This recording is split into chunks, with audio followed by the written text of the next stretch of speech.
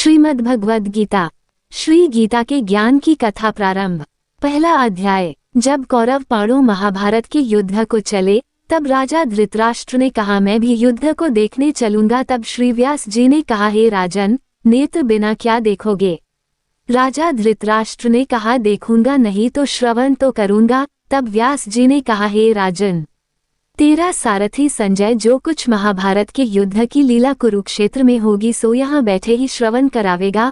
व्यास जी के मुख से यह वचन सुन संजय ने विनती करी, हे प्रभु, यहाँ हस्तिनापुर में बैठे कुरुक्षेत्र की लीला कैसे जानूंगा तथा राजा को किस भांति कहूंगा। तब व्यास जी ने संजय को यह वचन कहा, संजय, मेरी कृपा से तुझे यहाँ ही सब दिखाई देगा। व्यास जी के इतना कहते ही संजय की दिव्य दृष्टि भई और बुद्धि भी दिव्य भई।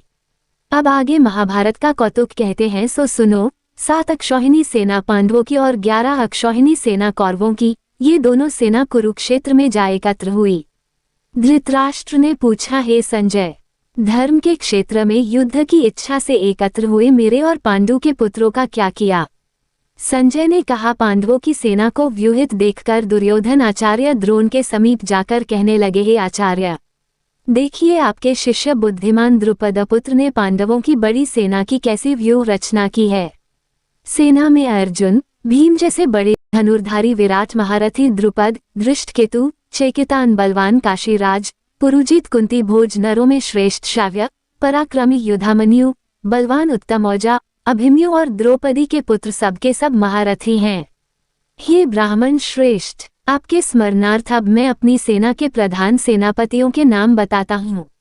आप भीष्म, कर्ण, युद्ध कृपाचार्य अश्वत्थामा, विकर्ण सोमदत्त का पुत्र भूविश्रवा और बहुत से शूरवीर मेरे लिए प्राण तक देने के लिए तैयार हैं। ये लोग शस्त्र चलाने में अति निपुण हैं। हमारी सेना का जिसके भीष्म रक्षक हैं अपरिमित बल है और उनकी सेना जिसके भीष्म रक्षक है थोड़ा बल है। अब आप सब अपने दूरछे पर सावधान रहकर सेनापति की रक्षा कीजिए। भीष्म पितामह ने दुर्योधन को प्रसन्न करते हुए और ऊंचे स्वर में गरजते हुए शंख बजाया। फिर वहां चारों ओर शंख, नगाड़े, ढोल, गोमुखी आदि बजने लगे, जिनका बड़ा भयंकर शब्द हुआ, जिसके अनंतर श्री कृष्ण और पांडव अर्जुन ने दिव्य शंखों को बजाया।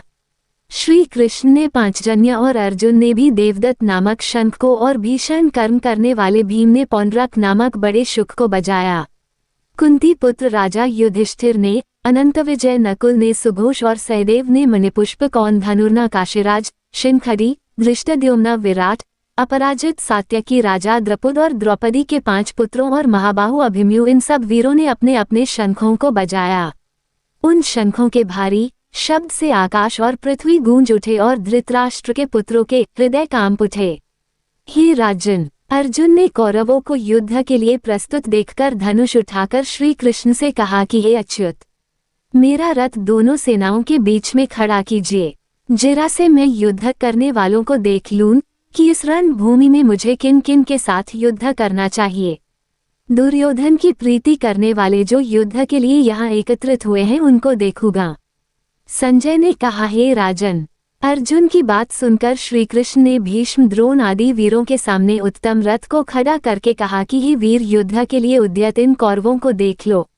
अर्जुन ने चाचा, बाबा, गुरु, मामा, भाई, पुत्र, पौत्र, मित्र, श्वशुर और स्वजनों को शस्त्रों से सुसज्जित खड़े देख और उसने इन दोनों सेनाओं में अपने ही सब बांधवों को देखकर परम दयार्द्र हुए यह वचन कहे, हे कृष्ण, युद्ध की इच्छा से आए हुए इन अपने बंधुओं को देख मेरे अंग ढीले होते जाते हैं और मुख सूखा जा रहा है। मेरा शरीर बेकल होता है, गांडीव हाथ से गिरा जाता है। हे केशव, मुझमें यहाँ खड़े रहने की सामर्थ्य नहीं है और सब लक्षण मैं उल्टे देख रहा हूँ और संग्राम में अपने स्वजनों का वध करके कोई लाभ नहीं होगा। हे कृष्ण, मैं जीत, राज्य और सुख भी नहीं चाहता हूँ। हे प्रभु, हमको राज्य, भोग तथा जीवन से क्या काम है, क्योंकि जिनके लिए राज्य, भोग और सुख की इच्छा छोड़ मरने को तैयार हैं, इस युद्ध में प्राण और धन की इच्छा छोड़ मरने को तैयार हैं। आचार्य, पिता, पुत्र, पितामह, मातामह, श्वासुर, पौत्र, सालेय संबंधी, ये सब मुझे मारे तो भी हे मधुसूदन, मैं इन्हें मारने की इच्छा नहीं करूंगा। हे जरनादन, त्रिलोकी के राज्य के लिए भी मैं इन्हें मारना नहीं चाहता, फिर इस पृथ्वी के राज्य के लिए तो कहना ही क्या। हे जरनादन, धृतराष्ट्र के पुत्रों को मारकर हमारा क्या भला होगा, इसलिए हमें अपने भाई धृतराष्ट्र के पुत्रों को मारना अनुचित है। हे माधव, स्वजनों को मारकर क्या हम सुखी हो सकते हैं? ये सब लोभ के वशीभूत हैं और कुल के नाश करने तथा मित्र द्रोह करने में, पाप द्रोह करने में पाप को नहीं देखते। कुल के नाश दोष को जानते हुए भी हमको इस पातक से क्यों नहीं दूर रहना चाहिए? कुल का नाश होने से कुल के प्राचीन धर्म नष्ट हो जाते हैं, फिर धर्म नाश होने से कुल में पाप बढ़ता है। हे कृष्ण, पाप से कुल की स्त्रियां व्यभिचारिणी होती हैं, जिससे वर्णशंकर संतान उत्पन्न होती है। वो वर्णशंकर जिन्हें पुरुषों ने कुल को नष्ट किया है उनको तथा उस कुल को नरक में पहुंचाते हैं, क्योंकि श्राद्ध तर्पण आदि बंद हो जाते हैं। वर्णशंकर बनाने वाले दोषों से कुल ध्वंसकों के जाति धर्म और कुल धर्म निरंतर नाश होते हैं। हे जनार्दन, मैंने बराबर सुना है कि कुल धर्म नष्ट होने से निश्चय नरकवास करना होता है। हाय, हम बड़ा पातक करने को तैयार हैं, जो राज्य सुख के लोभ से स्वजनों को मारने की कोशिश कर रहे हैं। शस्त्रों को धारण किए धृतराष्ट्र के पुत्र यदि मुझे शस्त्ररहित और उपायहीन को रणभूमि में वध कर डाले तो मेरा बहुत कल्याण हो, संजय ने कहा है। राजन, ये कहकर दुखित होकर अर्जुन ने धनुष बाण फेंक दिया और रथ के पिछले भाग में जा बैठा। इति सुपनिषद सुब्रह्म विद्याया योगशास्त्रे श्रीकृष्ण संवादे विषाद योगो नाम प्रथमोऽध्याय समाप्त। प्रथम अध्याय का महात्म्य प्रारंभ। एक समय पार्वती ने पूछा, हे महादेवी, किस ज्ञान के बल से आपको संसार के लोग शिव कर पूजते हैं? मृगछाला ओढ़े, अंगों में श्मशामों की विभूति लगाए, गले में सर्प और मुंडों की माला पहन रहे हो, इनमें तो कोई पवित्र नहीं, फिर आप किस ज्ञान से पवित्र हो? यह आप कृपा कर कहिए। श्री महादेव जी बोले, हे प्रिय, सुनो, गीता ज्ञान को हृदय में धारण करने से मैं पवित्र हूँ और उस ज्ञान से मुझे बाहर के व्यापते नहीं। तब पार्वती ने कहा, हे भगवान, जिस ज्ञान की आप ऐसा स्तुति करते हैं उनके श्रवण करने से कोई कृतार्थ भी हुआ है? तब महादेव जी कहा, इस ज्ञान को सुनकर बहुत जीव कृतार्थ हुए और आगे भी होंगे। मैं तुझको एक पुरातन कथा कहता हूँ, तू श्रवण कर। एक समय पाताल लोक में शेषनाग की शैया पर श्री नारायण जी नन मूंदकर अपने आनंद में मग्न थे। उस समय भगवान के चरण चापती हुई श्री लक्ष्मी जी ने पूछा, हे प्रभु, निद्रा और आलस्य उन लोगों को व्यापता है जो जीव तामसी हैं, फिर आप तो तीनों से अतीत हो, आप तो नेत्रमूंद रहे हो, यह मुझको बड़ा आश्चर्य है। श्री नारायण जी बोले, हे लक्ष्मी, मुझको निद्रा आलस्य नहीं व्यापता। एक शब्द रूप जो भगवत गीता है उसमें जो ज्ञान है उसके आनंद में मग्न रहता हूँ। जैसे 24 अवतार मेरे उसमें जो रूप है, तैसे वह गीता शब्द रूप अवतार है। इस गीता में यह अंग है। 5 अध्याय मेरा मुख है, 5 अध्याय मेरी भुजा हैं, 5 अध्याय मेरा हृदय और मन है, 16वां अध्याय मेरा उदर है, 17वां अध्याय मेरी जंघा है, 18वां अध्याय मेरे चरण है। सब गीता के जो श्लोक है सो मेरी नाड़ियों हैं, और जो गीता के अक्षर हैं सो मेरे रोम हैं। ऐसा जो मेरा शब्द रूपी गीता ज्ञान है, जिसके अर्थ मैं हृदय में विचारता हूँ और बहुत आनंद को प्राप्त होता हूँ। श्री नारायण जी ने कहा, हे लक्ष्मी, गीता ज्ञान को सुनकर बहुत जीव कृतार्थ हुए हैं, सो तू सुन।